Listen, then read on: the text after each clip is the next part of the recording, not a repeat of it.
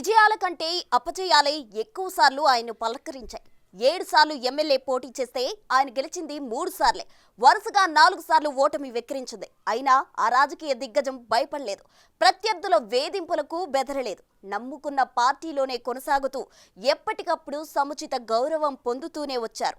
వరుస ఓటములు ఎదురైనా నియోజకవర్గాన్ని వదలలేదు. ఎక్కడ ఓడిపోయానో అక్కడే గెలవాలని పట్టుదలతో ఆ మాజీ మంత్రి ఈసారి ఘన విజయం సాధించారు. మళ్ళీ మినిస్టర్ రేస్లోకి వచ్చేశారు. ఇంతకీ ఆ సీనియర్ ఎవరంటారా? Let us watch. Somireddy Chandramohan Reddy టీడీపీలో చంద్రబాబు నాయుడికి అత్యంత సన్నిహితులు. 1994లో పొలిటికల్ ఎంట్రీ ఇచ్చి నెల్లూరు జిల్లా సర్వేపల్లిలో మొట్టమొదటిసారిగా ఎమ్మెల్యేగా గెలిచారు. 1999లో రెండోసారి చంద్రబాబు కేబినెట్లో పనిచేశారు. ఇక ఆ తర్వాత 20 ఏళ్ల పాటు ఆయన్ని అదృష్టం వెక్కిరిస్తూనే వచ్చింది. 2004 నుంచి 2019 వరకు సర్వేపల్లి ఓటర్లు ఆయన్ని ఓడిస్తూనే వచ్చారు. 4 సార్లు వరుస ఓటములు చవిచూసిన సోమిరెడ్డి చంద్రమోహన్ రెడ్డి సర్వేపల్లి నియోజకవర్గాన్ని ఏనాడు విడిచిపెట్టి మరో నియోజకవర్గానికి వెళ్లటం గాని, పార్టీ మారటం కానీ చేయలేదు. 2012లో వైసీపీ ఎఫెక్టుతో వచ్చిన ఉప ఎన్నికల్లో పార్టీ ఆదేశాల మేరకు కోవూరు నుంచి పోటీ చేసి నల్లపురెడ్డి ప్రసన్న చేతిలో ఓటమి పాలయ్యారు. తిరిగి 2014, 2019 ఎన్నికల్లో సర్వేపల్లి నుంచి ఆయనపై గెలుపొందిన మాజీ మంత్రి కాకాణి గోవర్ధన్ రెడ్డి రాజకీయంగా వేధించినా వెనుకంజ వేయలేదు. 2014 ఎన్నికల్లో రాష్ట్రంలో తెలుగుదేశం పార్టీ అధికారంలోకి వచ్చాక ముఖ్యమంత్రి చంద్రబాబు నాయుడు ఆయనకు ఎమ్మెల్సీ పదవిచ్చి వ్యవసాయ శాఖ కట్టబెట్టి సోమిరెడ్డి కమిట్మెంట్ ని గౌరవించారు. విపక్షంలో ఉన్న సర్వేపల్లి నియోజకవర్గ ప్రజల సమస్యలపై నిరంతరం పోరాటం చేస్తూనే వచ్చారు. పార్టీ రాష్ట్రంలో ఓడినా గెలిచినా జిల్లా స్థాయిలో ప్రజల పక్షాన నిరంతరం పోరాటం చేస్తూ పార్టీ పట్ల తన నిబద్ధత చాటుకున్నారు. సర్వేపల్లి నియోజకవర్గంలో పవర్ ప్రాజెక్టుల టవర్ల ఏర్పాటుకు పరిహారం కింద రైతులకు 1,50,000 రూపాయలు ఇవ్వటానికి సిద్ధమైంది. అది అన్యాయమంటూ రైతుల్లో పెద్ద ఎత్తున చైతన్యం తెచ్చి వారి పక్షాన పోరాటం చేశారు. సోమిరెడ్డి పోరాటానికి దిగొచ్చిన ట్రాన్స్కు రైతుల భూముల్లో ఒక టవర్ వేస్తే 3,60,000 రూపాయల చొప్పున పరిహారం ఇచ్చింది.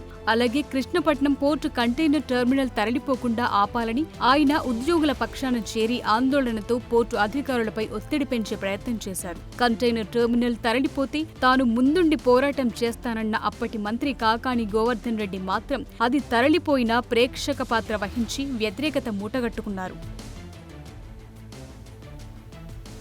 పొదలకూరు మండలంలో క్వాడ్స్ క్వారీలను మాజీ మంత్రి కాకాణి గోవర్ధన్ రెడ్డి తవ్వించి సొమ్ము చేసుకుంటున్నారని, దానికి మైనింగ్ పర్మిషన్ లేదంటూ ఆ ప్రాంత వాసులతో కలిసి సోమిరెడ్డి 2 రోజులు అక్కడే దీక్ష చేపట్టారు. ప్రభగిరిపట్నం కొండలను తవ్వేస్తుంటే ఇది అన్యాయమంటూ వెంటనే ఆపాలని పోరాటం చేశారు. వెంకటాచలం మండలంలో మైనింగ్ పర్మిషన్ లేకుండానే గ్రావెల్ తవ్వకాలు జరుగుతుంటే తక్షణం వాటిని ఆపాలని ఆందోళన చేయటమే కాకుండా ఉన్నత అధికారులు చర్యలకు దిగేలా ఉద్యమం నిర్వహించారు. ఒకవైపు సర్వేపల్లి ప్రజల సమస్యలపై పోరాటం చేస్తూనే పార్టీ కార్యక్రమాలను నిర్వహిస్తూ టీడీపీ బలోపేతానికి కృషి చేశారు. అలాగే జిల్లాలో పార్టీ శ్రేణులకి అండగా ఉంటూ జిల్లాలో పార్టీ నాయకులు గాని కార్యకర్తలు గాని అధికార పార్టీ వల్ల ఇబ్బందులు పడితే అక్కడకు వెళ్లి వారికి ధైర్యం చెప్పేవారు సోమిరెడ్డి. అధికారం ఉన్నా లేకపోయినా తాను సర్వేపల్లి ప్రజల వెంటే ఉంటానంటూ తన జీవితం సర్వేపల్లికి అంకితమని ప్రకటించారు. ఈ ఎన్నికల్లో గడప గడపకు వెళ్లి తాను నియోజకవర్గాన్ని ఎంతో అభివృద్ధి చేశానని, తనను అతి తక్కువ ఓట్లతో ప్రజలు ఓడిస్తున్నారని ఎందుకు అర్థం కావటం లేదని ఆయన ఆవేదన వ్యక్తం చేశారు.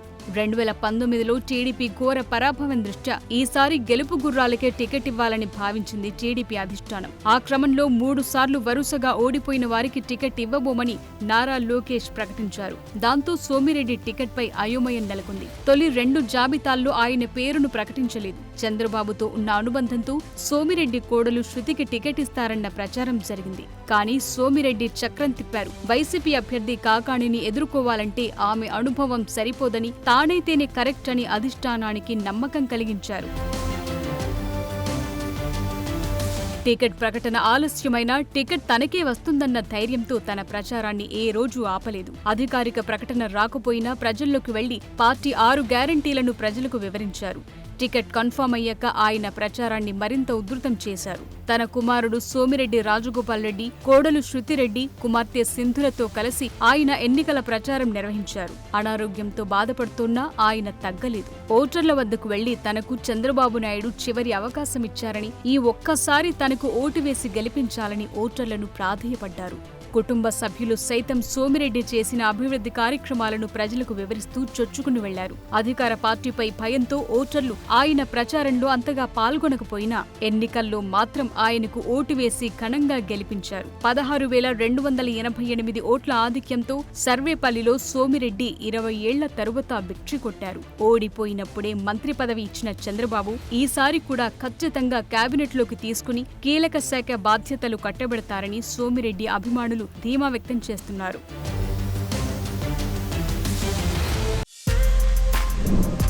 For more videos like this, subscribe Big TV channel.